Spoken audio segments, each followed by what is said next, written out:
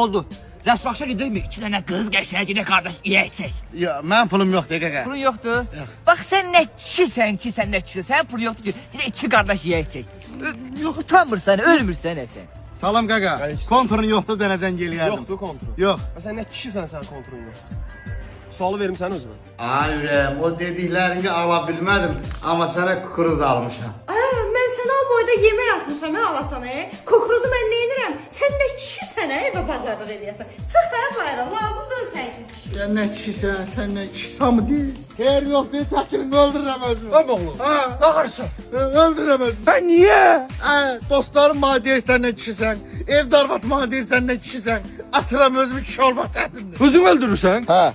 Sən nə kişisən, nə özün öldürürsən? Dokun çatır yaşadığını, dokun çatır bu həyatda mübarizə var. Özün atmağa nə kişi deyilsən. Görsən sən də elə dedin. Allah! Ben tavan uşaq idi.